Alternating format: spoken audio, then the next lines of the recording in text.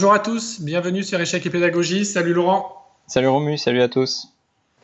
Alors avec Laurent, on a décidé de faire un retour sur image, sur une compétition qui s'est déroulée il y a quelques semaines, la Mitropa Cup, qui a vu la très jolie performance des équipes de France, féminines et mixtes, puisque les deux ont remporté la compétition. Donc dans cette vidéo, on va s'attarder surtout, enfin même que sur les filles. On va vous présenter quelques parties ou quelques fragments de parties de chacune des joueuses. Et en plus, on avait un envoyé spécial en Corse, là où se déroulait la compétition, puisque Laurent, tu étais entraîneur des équipes de France et donc tu étais sur place. Donc tu peux peut-être nous raconter un peu comment tu as vécu toi-même la compétition. Alors je l'ai vécu avec beaucoup de plaisir parce que c'est l'une de mes compétitions favorites, aussi bien en tant que joueur qu'entraîneur. Donc pour ceux qui ne connaissent pas cette compétition, on va dire que c'est un championnat d'Europe centrale qui réunit chaque année les 10 mêmes pays. Cette année, il manquait notamment dans la compétition mixte, il manquait deux équipes, la Croatie et la Slovénie. L'une des deux équipes avait été remplacée par une équipe corse. Mais voilà, de façon générale, chaque année, au mois de mai, juin, ces 10 pays réunissent deux de leurs équipes, une en mixte et une dans la catégorie féminine. Et ce sont peut-être pas les meilleurs joueurs de chaque pays, mais en tout cas, il y a un niveau. On peut dire que pour la plupart des pays, ce sont des équipes B qui sont présentées. C'est pas toujours l'équipe qui jouerait les Olympiades, par exemple, mais quelques-uns des joueurs sont de très très haut niveau. D'ailleurs, pour la France, on peut citer les joueuses. Dans l'ordre des échiquiers, on avait Pauline Guichard, qui est donc une multiple championne de France, Andrea Navrotescu, Natacha Benmesba, Maria Lecomte et la jeune Manon Chipquet qui faisait ses grands débuts sur la scène internationale. Et donc l'équipe féminine, pour la première fois de son histoire, a gagné ce championnat. Donc personnellement, c'est une grande fierté d'avoir participé à cette réussite. Et donc l'idée, c'est de vous présenter pour chacune des joueuses soit une partie en entier, soit un fragment de partie avec des moments, pas forcément les meilleurs moments, mais en tout cas les moments qui m'ont semblé les plus marquants dans la compétition. Donc Romu, on attaque avec une partie de Maria contre l'Italie à la ronde 6, contre une joueuse qui s'appelle Thea Guecci qui joue plutôt bien, et Maria avait les blancs et elle a bien commencé la partie. Oui, effectivement, on devine que cette position vient d'une Sicilienne fermée, où les Blancs ont pris pas mal d'espace sur l'aile droite, notamment en avançant le pion F jusqu'en F5. Le cavalier est déjà sur G5, donc qui s'est rapproché du roi noir, qui lui est en revanche coincé au centre, puisque les noirs ont perdu le droit de faire le petit roc. Le grand roc, c'est pas pour tout de suite non plus. Donc les blancs ont l'air plutôt du bon côté de l'échiquier, on va dire. Mais il faut aller relativement vite et justement essayer d'exploiter cette avance de développement et profiter de la présence du roi au centre pour, pour attaquer le roi. Donc, comme souvent, pour attaquer, pardon, il faut ouvrir le jeu.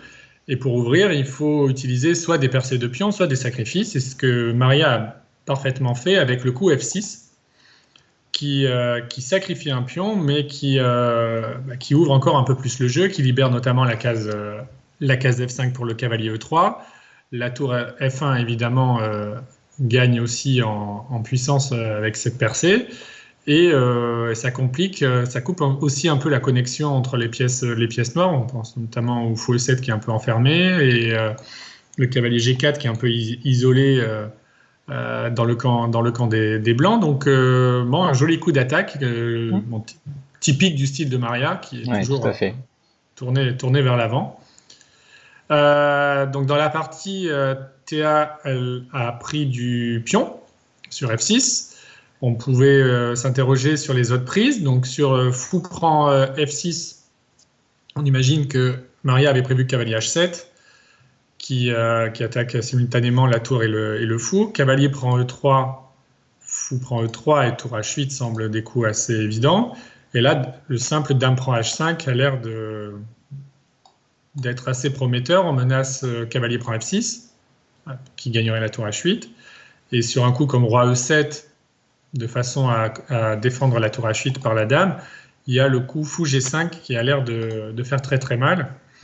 On met une pression supplémentaire sur le fou F6 et en même temps, si le fou bouge, il y a le pion F7 qui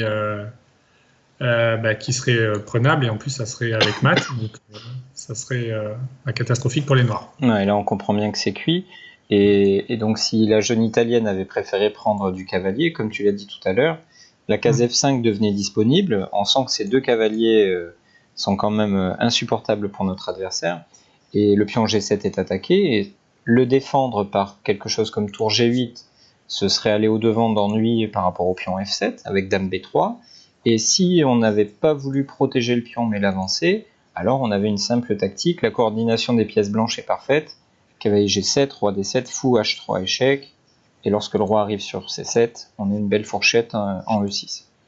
Donc F6 c'est vraiment un coup particulièrement dynamique, comme tu l'as dit, c'est très révélateur du style de Maria qu'on connaît bien. Donc son adversaire a réussi à trouver la meilleure défense, G prend F6, et Maria continue d'aller de l'avant avec cavalier H7. Alors bien sûr, on pourrait penser que ce cavalier va être en danger parce qu'il a du mal à sortir de la nasse, on va dire, mais il fait, en attendant d'être perdu, il fait beaucoup de choses, notamment une pression sur F6. L'italienne a joué tour G8. Sur un coup comme tour H8, le cavalier n'était pas perdu tout de suite, car après prise en G4 et dame prend G4, le cavalier est intouchable à cause de dame G8 échec, évidemment. Et si on ne prend pas le cavalier, on va au-devant de certains ennuis liés au coup dame G7. C'est probablement la raison pour laquelle Théa a préféré jouer tour G8. Après quoi, Maria va jouer un coup imprécis. Alors c'est toujours facile à dire quand on est dans son fauteuil et avec l'aide d'un ordinateur. On comprend bien que les blancs ont le choix entre cavalier D5 ou cavalier F5.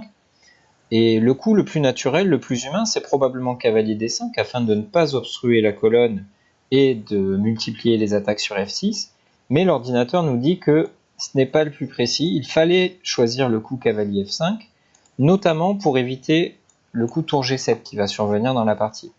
Et que le cavalier passe par F5 ou D5, dans les deux cas, il vise le fou sur E7, et c'est quelque chose qu'on peut illustrer avec la petite variante tour H8, cavalier prend E7, dame prend E7, et maintenant cavalier prend F6 sur échec.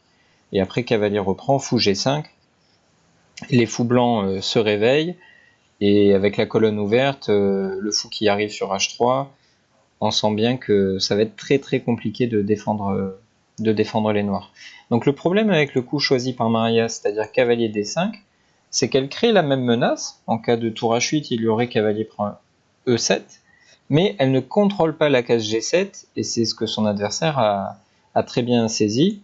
En jouant tour G7, désormais on n'a plus la même variante, pour la simple et bonne raison que, bien entendu, l'accès à la case G5 pour le fou n'est plus disponible. Donc après tour G7, Maria a trouvé le coup pour continuer l'attaque, c'est-à-dire H3, prise en H7, prise en G4, H4. Les noirs sont à la recherche de contre-jeu, on va dire. Prise sur H4, et tour prend H4. Et ça, c'est la position critique finalement de cette partie, parce que Maria jusqu'ici a plutôt bien joué, même si on a dit que cavalier F5 aurait été quasi gagnant par rapport à cavalier D5, mais ici elle avait toujours un bon avantage, mais Romu, il fallait se montrer très dynamique encore, il fallait pas laisser le fer se refroidir. Ouais, c'est quelque chose qui arrive souvent en pratique d'ailleurs. C'est lorsqu'on est à l'attaque et qu'on a l'impression qu'on est tout seul à jouer, et il faut quand même essayer de comprendre sur quoi repose notre avantage.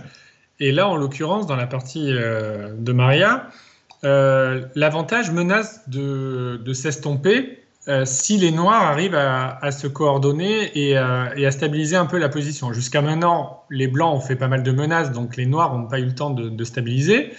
Mais il faut comprendre qu'il faut continuer en fait. Là, bien sûr, tout a l'air joli chez les Blancs, la colonne F ouverte, le cavalier en D5, le roi qui est en E8. Bon, tout a l'air, tous les voyants ont l'air d'être au vert chez les Blancs.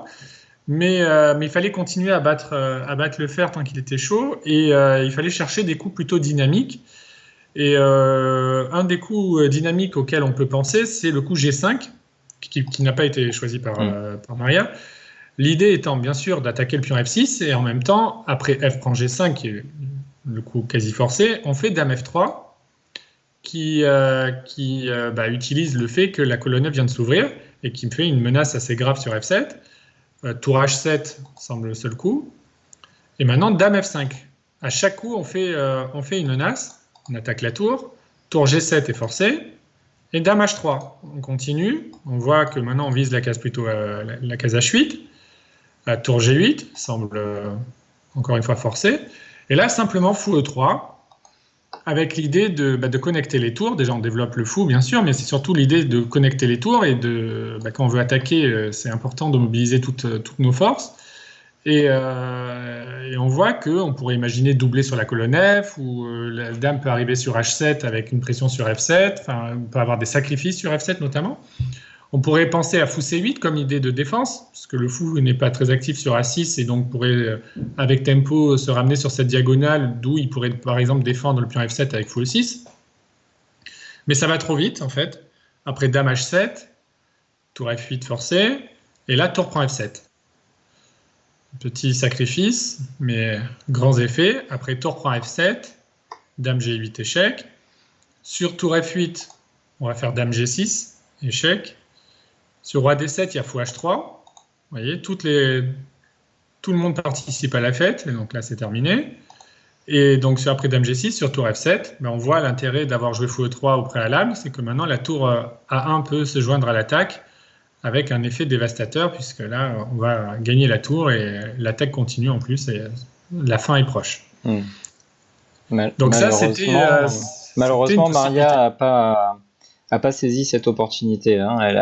Je pense qu'elle a cru, enfin c'est pas je pense, c'est ce qu'elle m'a dit après la partie, elle a pensé que son avantage était tellement grand qu'elle pouvait le gérer désormais, qu'elle était plus obligée de jouer de façon risquée, de façon dynamique, mais il fallait jouer encore quelques coups avec un peu plus d'énergie, un jeu un peu plus direct pour réussir à concrétiser sa très belle attaque qu'elle avait construite. Alors malheureusement, elle a préféré jouer Dame F3 en quelque sorte pour préparer son attaque finale, mais malheureusement les choses ne s'enchaînent pas aussi bien que dans la variante que tu viens de montrer, et Théa au contraire a très bien joué ici. Elle a joué fou C8, G5, donc on comprend bien que Maria n'a fait qu'inverser les coups, mais ça va faire une différence. Après fou G4, Dame F2, et maintenant tour H8, les noirs se laissent prendre sur F6, mais désormais ça devient beaucoup plus compliqué pour les blancs d'attaquer, pour la simple et bonne raison que les noirs se sont un petit peu réorganisés, même complètement réorganisés, et ont stabilisé leur position, ce qui veut dire que désormais on n'a plus de passage. Par exemple, la suite de la partie, Dame G3, fou E6, les blancs n'ont plus de passage jusqu'au roi noir, et ce sont même les noirs qui, plus tard dans la partie, ont réussi à trouver du contre-jeu, après des coups comme roi D7 et fou H6. C'est peut-être le roi blanc qui va avoir des problèmes. Donc on va pas regarder la fin de la partie et remuer le couteau dans la plaie. Maria avait fait un très bon début de partie, mais voilà, elle a juste manqué un petit peu de peps, on va dire. Alors elle n'était pas forcément en confiance tout au long du tournoi, mais elle n'a jamais baissé les bras, elle a continué à attaquer quasiment dans toutes les parties, mais voilà, parfois c'est pas la bonne semaine, donc ça met pas en cause évidemment le très bon niveau de Maria, mais voilà, dans ce tournoi elle n'était pas vraiment en réussite. Alors passons à une joueuse qui a eu peut-être un petit peu plus de réussite, même complètement plus de réussite.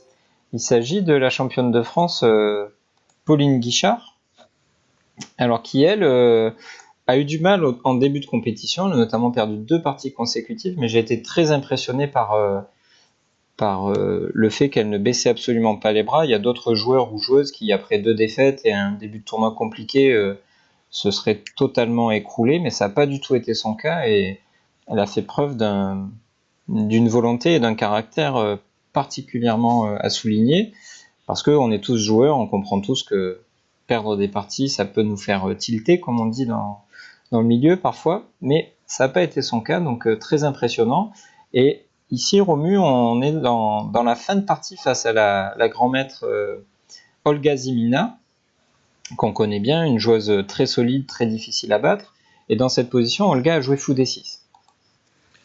Oui, la partie a été assez solide et c'était souvent autour de l'égalité durant assez longtemps. Et là, on note quand même la présence des fous de couleur opposée, ce qui est toujours un facteur très important lorsque l'on souhaite attaquer le roi. Et on voit notamment la présence aussi de la dame noire en H3. Mhm. Et donc Zimina joue fou D6, en se disant probablement qu'elle a un contrôle sur toute la position et que l'égalité n'est pas rompue. Sauf que Pauline trouve un joli moyen esthétique de finir la partie. Donc elle a tourné pendant pas mal de coups et elle a réussi à faire craquer son adversaire. Et elle joue le coup fou E4, donc qui menace discrètement joli mat en G2 ou en H1, donc qui force F3. Et là, on voit, en tout cas visuellement, c'est plus facile de s'en apercevoir que le roi blanc est effectivement très esselé. On voit notamment sur la première rangée l'absence de tours, puisque les deux tours blanches se trouvent en D2 et D4. Et la dame, donc en H3, prend pas mal de cases au roi G1. Et donc, elle trouve le joli coup pour mettre en lumière tout cela avec fou D3. Ouais, Donc, une très belle jolie interception. interception. Mm. Ouais. Et bien évidemment, le fou n'est pas comestible, puisqu'après pion prend D3, tour 1 échec, roi F2 forcé, dame F1 se fait mat. Qu'est-ce qu'on pourrait Et tenter d'autre? Le coup E4 peut-être? allez, E4. Mais on sent que maintenant, le loup est dans la bergerie. Et donc, après dame F1, roi H2 et fou E2. Et tout se passe comme dans un rêve. On se faufile sur les cases blanches et on menace, comme tu viens de le noter, avec dame F2 ou fou prend F3 et le roi est tout seul. Et les pièces blanches, oui, qui sont toutes sur cases noires, sont complètement impuissantes pour défendre les cases blanches. Donc une belle illustration du thème de l'attaque avec les fous de couleur opposée. Ouais. Et ça a été très soudain, hein, c'est-à-dire que je pense que Olga, ça faisait un petit moment qu'elle s'était persuadée que la position allait être nulle, elles ont répété pas mal de fois les positions et ainsi de suite. Et Pauline, voilà, comme je disais dans l'introduction de cet exemple, elle a toujours gardé sa volonté de gagner intacte et voilà, même si les positions semblent égales, elle se bat jusqu'au bout et bon, dans cette partie-là, elle a été récompensée. Donc fou E4, F3, fou D3. Voilà, il y a pas mal de gens qui ont été impressionnés par cette série de coups. Alors évidemment, Olga, comme dans tout match par équipe, elle a essayé de continuer la partie malgré tout. Elle a joué tour prend D5, mais après fou prend E2, voilà, le barrage vient de céder, la case F1 devient disponible, toutes les cases blanches sont faibles et on va pas pouvoir défendre. Donc on peut voir les derniers coups rapidement. Tour D1, fou prend D1. Il y a désormais une qualité d'avance. Dame E6. On vient s'en prendre désormais à ce fou qui va être l'objet d'un clouage très désagréable. Tour D2 pour essayer de défendre, justement avec des fous B4 ou des choses comme ça. Mais malheureusement, il y a aussi la faiblesse du roi qui reste tout à fait intacte. Et après roi G2, tour E2, en joueuse expérimentée, Zimina a compris qu'il n'était pas la peine de continuer très longtemps cette partie. Donc un tournoi vraiment en deux phases pour Pauline. D'abord les 4-5 premières rondes assez difficiles. Alors elle s'est battue, ses parties étaient très longues. Elle a souvent fini la dernière de toute la compétition. Mais voilà, ensuite, deuxième partie de tournoi, elle a trouvé sa forme et elle a été vraiment un élément prépondérant de la victoire finale de l'équipe. Alors, une autre joueuse tout à fait prépondérante dans cette victoire finale de l'équipe, c'est Natacha Benmesbah, qui a joué 7 parties sur les 9 qu'on a disputées durant ce tournoi. Et sur cette partie, elle a fait le score relativement impressionnant de 6 sur 7.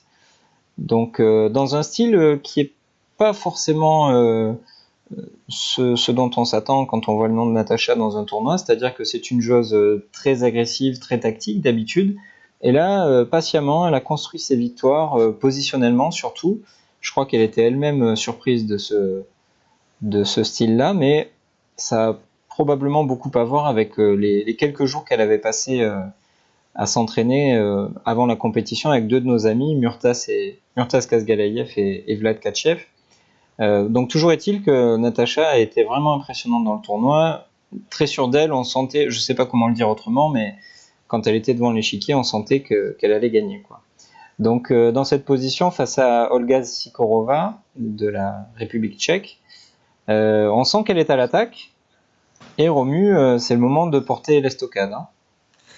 Oui, elle est à l'attaque. On voit le roi noir qui est en F7. La dame en H4, la tour en H3 et le fou en G5 sont déjà aux avant-postes.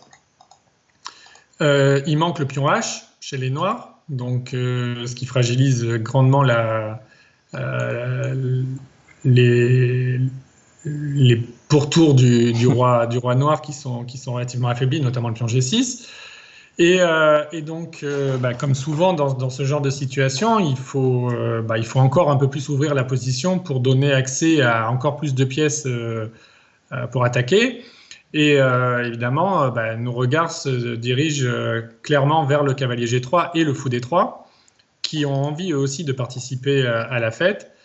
Et donc, on l'a dit tout à l'heure dans une partie précédente, pour ouvrir le jeu, on utilise souvent les pions ou les sacrifices. Là, en l'occurrence, il n'y a pas de percée de pion qui ouvre le jeu, mais en revanche, il y a un sacrifice qui nous tend les bras. C'est ce qu'a joué Natacha en toute bonne joueuse d'attaque qui se respecte. Cavalier prend F5, donc pion prend obligé, bien sûr.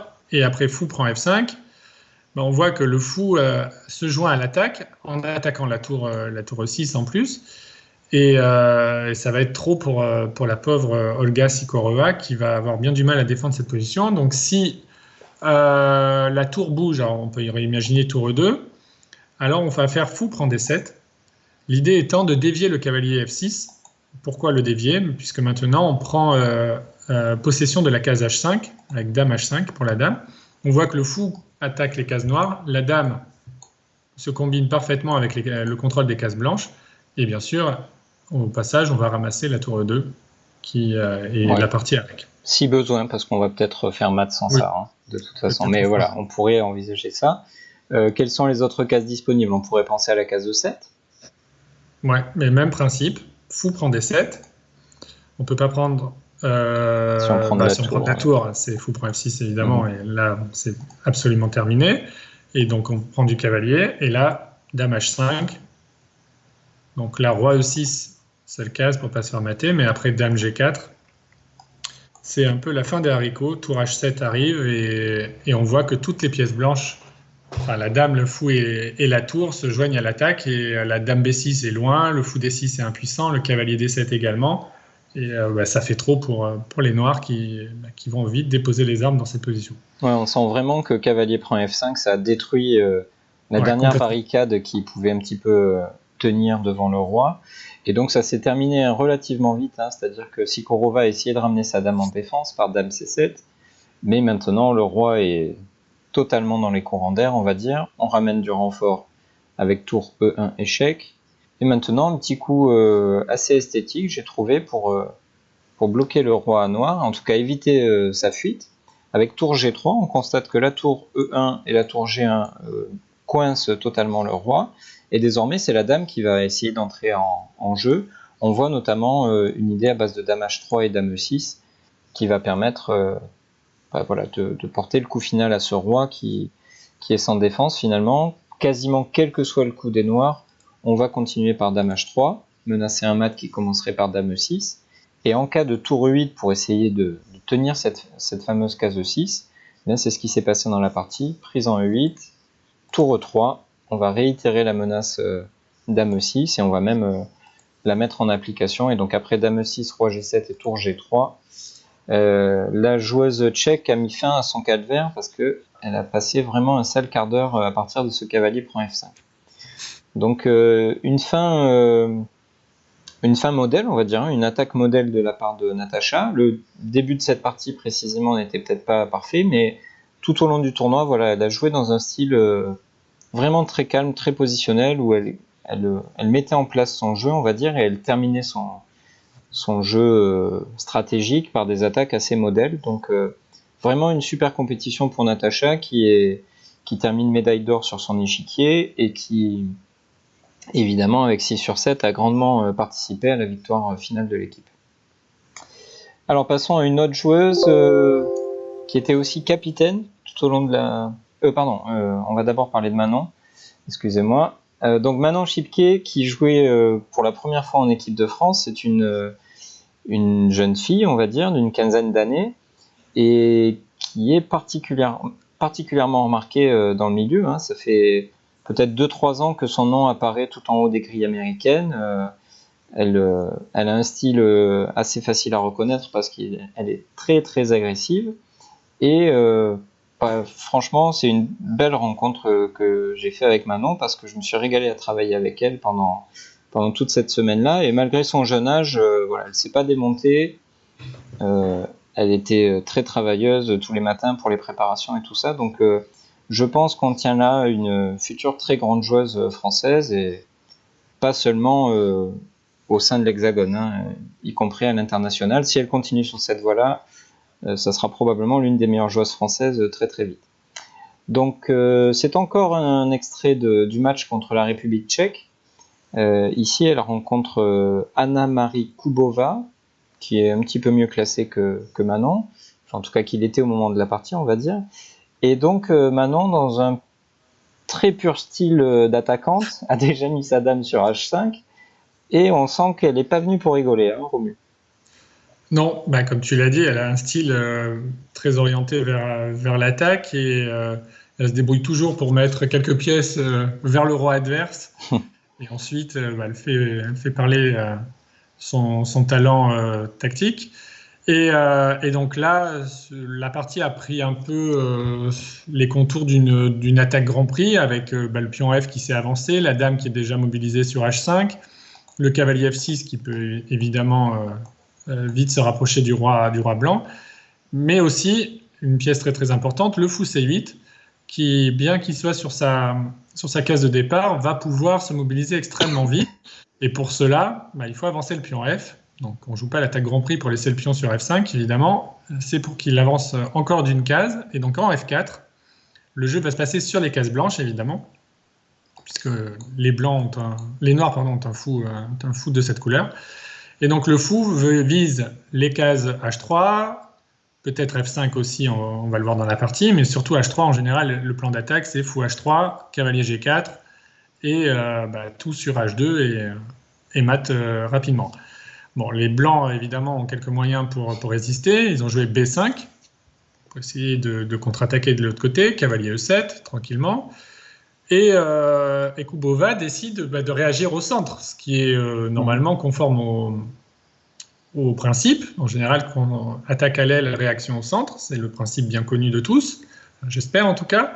Et donc elle joue D4, en essayant d'ouvrir un peu le jeu et de compliquer la tâche des noirs et de ne pas permettre aux noirs d'attaquer tranquillement sur l'aile roi. Et en même temps, bien sûr, ça réveille le fou B2, en tout cas ça tente de réveiller ce fou B2.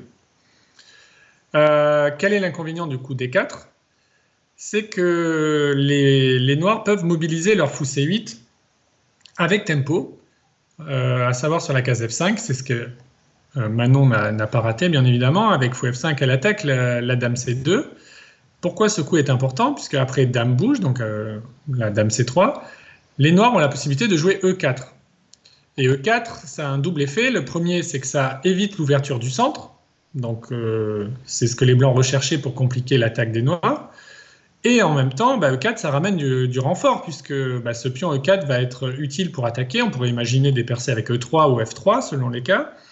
Et donc, le potentiel d'attaque des noirs devient encore un peu plus grand. Donc, c'est extrêmement bien joué d'avoir noté l'inconvénient de l'idée adverse. Ça, on l'a souvent dit avec Laurent sur cette chaîne. Lorsqu'un adversaire joue un coup, il faut bien sûr essayer de comprendre l'idée. Donc là, c'était l'ouverture du centre, mais aussi de trouver l'inconvénient éventuel de ce coup. Et là, c'est ce que Manon a parfaitement exploité. Et la suite de la partie, Laurent, va confirmer ce jugement. Ouais, elle va confirmer le fait que les Noirs ont une énorme attaque. On peut quand même s'interroger sur le coup G prend F4 qui n'a pas été choisi par Kubova. G prend F4, bien sûr, ça gagne le pion, ça prend le pion que les Noirs viennent d'offrir, mais surtout ça casse le roc et on voit bien qu'après cavalier G6, qui met justement une pression sur F4, en cas de E3 cavalier H4, on n'aimerait pas être à la place du roi blanc qui va avoir du mal à colmater toutes les brèches, quoi, hein. On voit plusieurs coups arriver. Et en cas de dame G3, justement pour essayer de tenir la boutique, on aurait au minimum dame prend E2, avec une structure blanche totalement détériorée, des coups comme cavalier H5 qui vont arriver, et, évidemment beaucoup de problèmes pour les blancs à résoudre. Donc je pense pas que G prend F4 soit très sérieux à envisager. Kubova a été assez fidèle à ce qu'elle avait fait dans les coups précédents. Elle est à la recherche de contre-jeux. Elle a réussi notamment à ouvrir la diagonale noire pour son fou et sa dame, sachant que les noirs n'ont plus de fou de case noire, c'est une bonne réaction. Évidemment, Manon ne va pas se laisser mater en G7, donc elle joue tour F7. Et désormais, il faut que les blancs trouvent quelque chose pour résister à l'attaque féroce qui est en train d'arriver. Et réaction assez humaine et assez naturelle, F3. On touche au pion F, en se disant que ça va donner un petit peu d'air à nos propres pièces. On pense notamment à la tour F1 ou au cavalier D2, mais comme tous les coups ont des inconvénients, on comprend bien ici qu'on affaiblit les cases noires, ce dont Manon aurait pu tirer profit immédiatement. Alors dans la partie, elle a joué fou H3, qui est un coup thématique, mais l'autre coup candidat vraiment évident de la position, c'est-à-dire E3, était probablement meilleur, en tout cas c'est ce que nous disent les ordinateurs. Après un coup comme cavalier B3, on va échanger sur G3, et ici le coup très fort, dame G5, on prend le contrôle des cases noires qui sont désormais totalement affaiblies, et par exemple sur quelque chose comme roi H2, dame H6 échec, roi G1, pardon, on aurait ici cavalier H5, avec une fin relativement proche, puisque sur quelque chose comme G4, on a cavalier F4, et les carottes sont cuites. On comprend bien que quelque chose comme dame prend E3 n'est pas possible, à cause d'échecs, et la dame serait perdue. Voilà, il y avait cette façon-là d'attaquer, qui était la plus judicieuse. Encore une fois, avec un ordinateur et en étant dans son fauteuil, c'est très facile de dire ça. Le coup joué par Manon est très humain, mais probablement moins fort. En tout cas, les blancs avaient une opportunité pour faire durer la partie et la rendre pas claire du tout. Alors cette opportunité, il fallait être particulièrement précise pour la saisir. Il fallait commencer par fou prend H3, bon, ce qui est déjà pas très naturel parce qu'on aide la dame noire à s'installer dans notre petit roc. Et ensuite, le seul coup ici, c'était cavalier prend E4.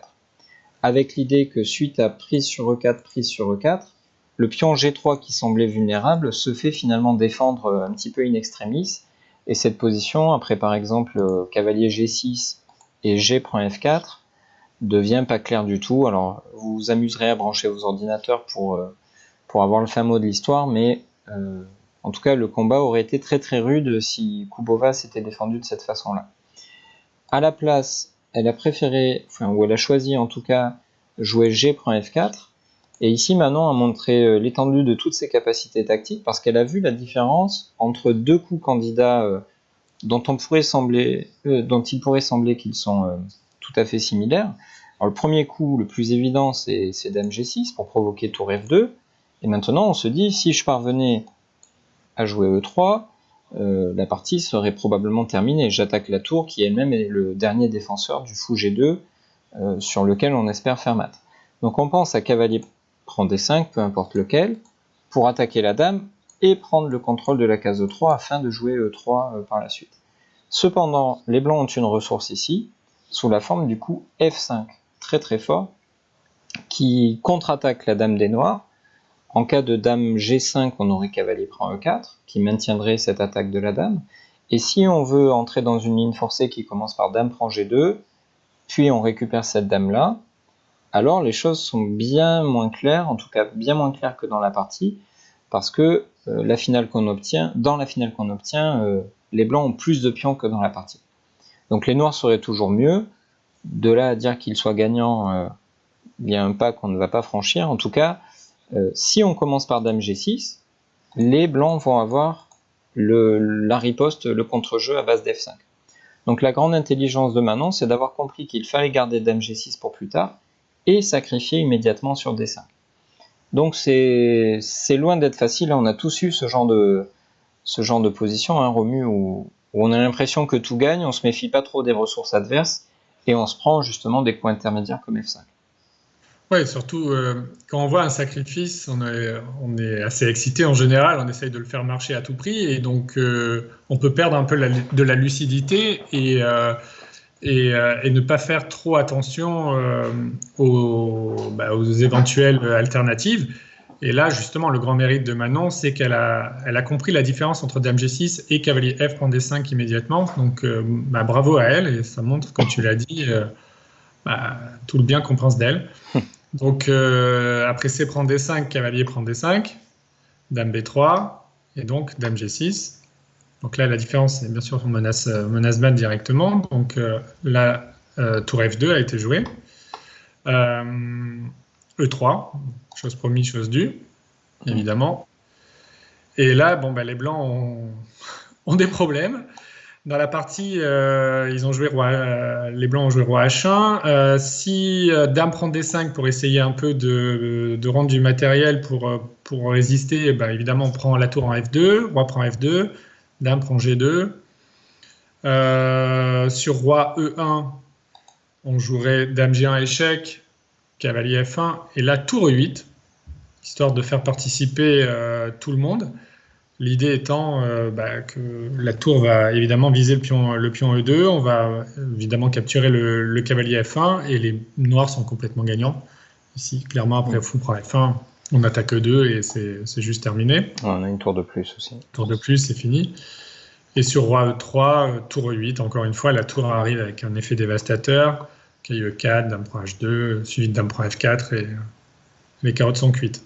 Exact. Donc, dans la partie, jouer roi H1. Ouais, roi H1. Donc Manon a pris la tour. Fou prend H3. Caille prend F4. Donc ça, c'est plus ou moins forcé. Fou G4. Ouais, forcé aussi, hein, parce que le fou est attaqué, mais il doit continuer à défendre la case G2. Et malheureusement, il ne peut pas aller sur F1, puisque ça bloquerait la tour A1 et on se ferait mater. Donc fou G4, c'est pas de gaieté de cœur probablement, mais c'est ce qui a été choisi. Et ici, H5. Et voilà, on préfère être du côté noir que du côté blanc, évidemment. Ouais, ça s'enchaîne assez bien chez les noirs, et elle conserve justement l'initiative, et elle ne laisse pas les blancs s'échapper. H prend G4. Bon, peut-être, l'ordinateur dit tour E8 était meilleur, de façon à permettre le maintien du pion sur F2 notamment, qui est une grosse épine dans le camp des blancs. Manon a préféré H prend G4, qui est complètement gagnant aussi, et après E prend F4, G3, là encore tour E8, de façon à garder le pion a été plus précis, mais G3 est suffisant aussi. Puis on prend G3, forcé, puisque G2 menacé, dame prend G3, dame E6. Pour éviter le mat en H3. Il faut ramener quand même du monde en défense. Dame prend F4, on ramasse encore un pion au passage. Fou C3, dame G3, tour F1 et roi F8. Donc là, la fumée s'est dissipée et on sent que les noirs sont complètement gagnants. Après, elle a converti l'avantage un peu plus tard, mais évidemment, là, les blancs sont complètement perdants dans cette position. Ouais. Donc, espoir. Donc une partie d'attaque assez impressionnante à ce jeune âge de la part de Manon. Alors évidemment, elle a quelques défauts, hein, sinon ce serait pas juste, on va dire. Ce serait pas juste pour nous les vieux qui travaillons depuis des années et des années. Mais disons que le potentiel qu'elle a montré tout au long de cette compétition, et puis même depuis plusieurs mois maintenant, je pense qu'elle a été repérée par beaucoup de monde en France. Et voilà, suivez les résultats de cette jeune fille qui, au-delà de ses capacités et de son potentiel, est en plus très très sympathique. Alors, passons à une autre joueuse sympathique, elles le sont toutes évidemment. Et on passe donc à la capitaine. J'avais annoncé tout à l'heure qu'on allait parler d'elle, mais non, j'avais un train d'avance. Donc il s'agit d'Andreea Navrotescu, qui est grand maître depuis quelques semaines, donc on la félicite à nouveau. Et donc Andrea avait la lourde tâche d'être capitaine de cette équipe, ce dont elle s'est visiblement bien débrouillée, puisque l'équipe a gagné et l'ambiance est restée très très sereine tout au long du tournoi. Et donc ici on analyse l'une des parties décisives, on va dire, de ce championnat. Alors toutes les parties sont importantes, mais forcément le dernier match était crucial pour la simple et bonne raison que la France a affronté la Slovénie, qui avait un demi-point d'avance sur la France. Donc la mission était relativement limpide, il fallait gagner le match pour avoir le droit de gagner la compétition. Et donc ça a été fait sur le score de 2-1 avec un match nul de Pauline Guichard et 2 victoires de Manon et d'Andrea. Alors Andrea a particulièrement bien suivi ce que j'avais donné comme consigne avant le match, puisque je leur avais dit que on s'en fichait un petit peu de bien jouer, l'essentiel c'était de gagner. Et donc peu importe la manière. Alors elle a bien retenu le peu importe la manière, notre amie Andrea, et elle a réussi à gagner, c'était la mission, donc on ne peut pas le lui reprocher.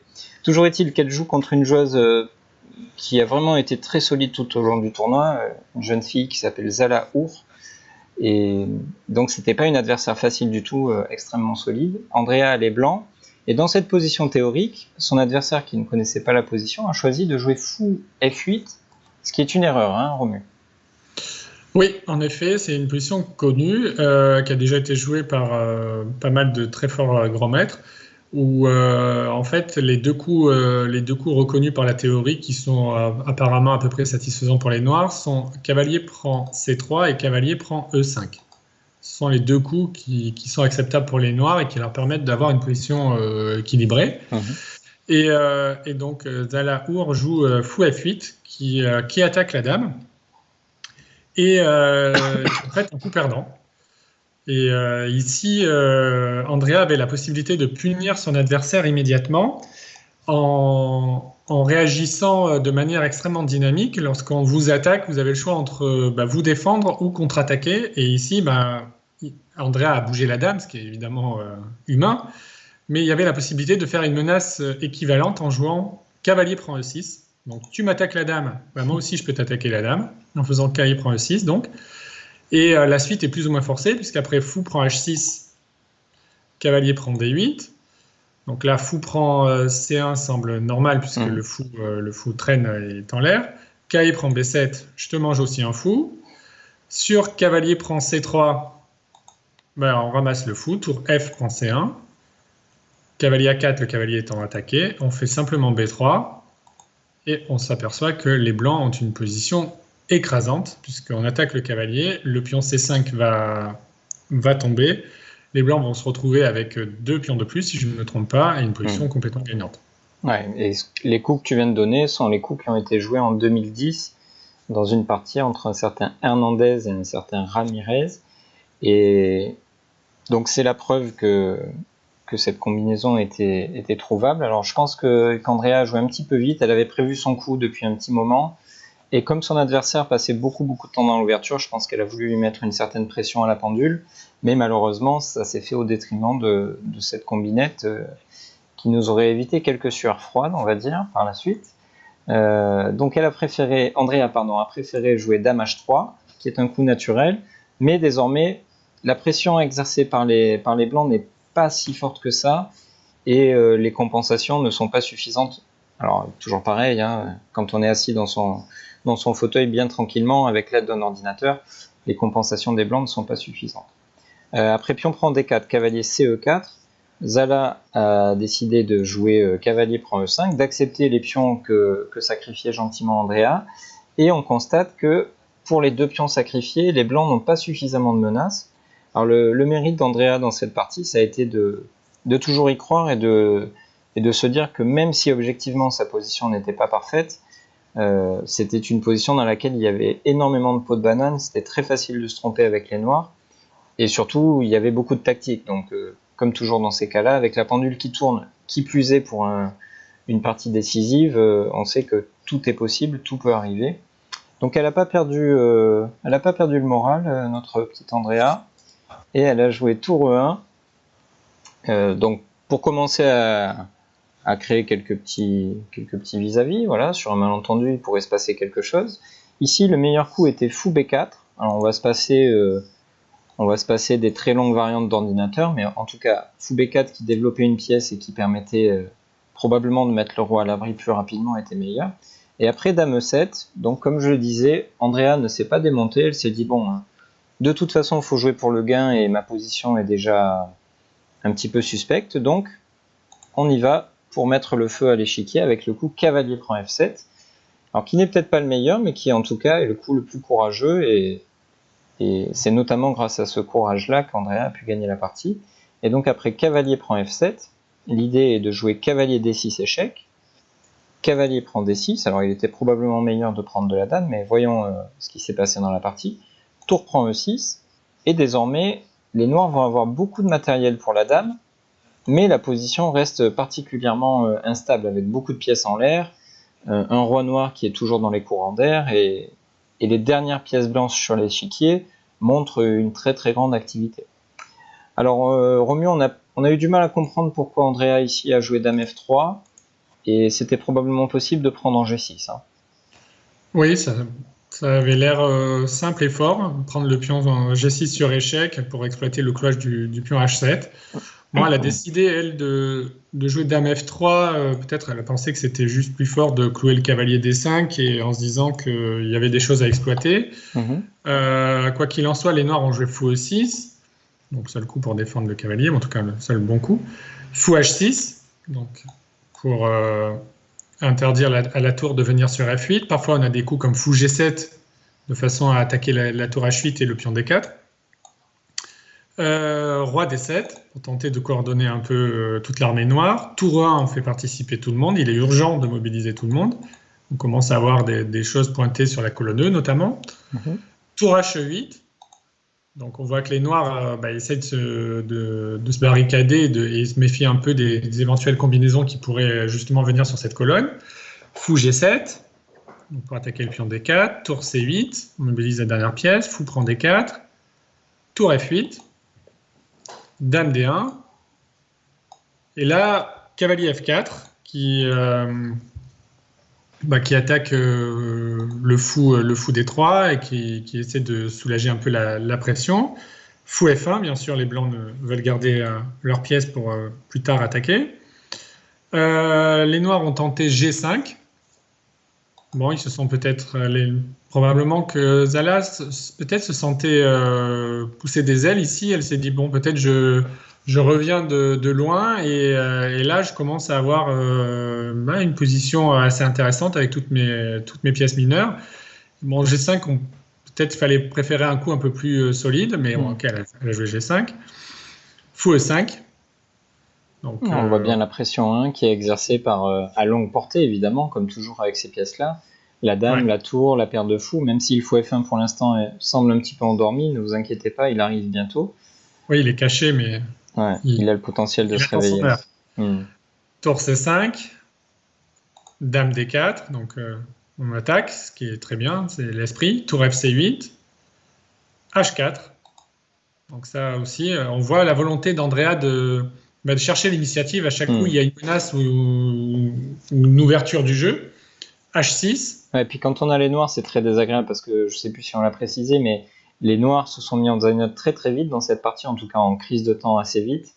Et quand on est attaqué à droite, à gauche, au milieu, qu'on sait que c'est une partie décisive et qu'il faut regarder toutes les tactiques, nerveusement, c'est quasi impossible de tenir ce genre de choses. Donc H6, G3, et maintenant le moment décisif. Donc avec les noirs, la jeune Slovène a joué le coup qu'on aurait tous joué, c'est-à-dire on a un cavalier en prise, on le recule. Le coup pour sauver la position, c'était tour C1. Bon, avec quelques secondes à la pendule, c'est vraiment très difficile de voir quelque chose comme ça. Toujours est-il qu'après cavalier G6, Romu, c'est l'heure de gloire de la française qui va pouvoir tout exploser. Ouais, là, en fait, par le coup H4 et G3, en fait, elle a trouvé un moyen de réactiver le fou F1 qui, justement, a été un peu caché. Donc le fou E5 est parfaitement mobilisé, la dame D4 également, la tour E1 aussi. Il restait ce fou, donc elle a trouvé un moyen maintenant. En tout cas, elle s'est donné une option supplémentaire pour le mobiliser. Et là, Andrea saisit sa chance et applique à merveille les consignes du coach, à savoir, peu importe la manière, mais il faut être opportuniste et dès que l'occasion s'en présente, il faut la saisir. Et c'est ce qu'elle a fait avec le coup fou prend D6, très, très bon coup. Donc fou prend forcé, et là tour prend E6. Donc on commence à comprendre. Après roi prend E6, qui est évidemment le coup de la partie. Fou H3. Donc le fou se réveille et avec un effet décisif. Ici, elle a joué roi F7. Sur roi E7, il y aurait dame G7 qui ramasse le cavalier.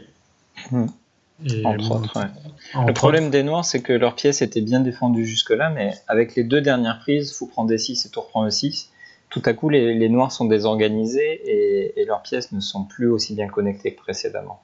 Ouais, la dame va faire des ravages. Ouais, la dame est très forte. Roi F7, fou prend C8. Voilà. Et on constate que... Ouais, surtout, il y avait 3 pièces pour la dame jusqu'à présent, et maintenant, il n'y en a plus que 2. Forcément, c'est plus la même ambiance. Et donc, tour prend C8, il y a dame prend D6 et c'est terminé. Et la partie, c'est fou E7.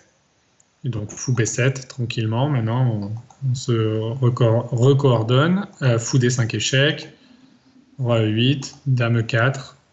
Attaque encore une fois le cavalier. Et G prend H4 avec une position complètement gagnante. On a dame et pion contre tour et cavalier. Les fous de couleur opposée. Le roi noir qui est exposé. Il y a toujours le pion H6 qui peut traîner éventuellement, ce qui procurerait au blanc le pion H passé. Bon, ça fait beaucoup pour une seule joueuse et après Andrea a gagné de manière assez convaincante. Oui, tout à fait.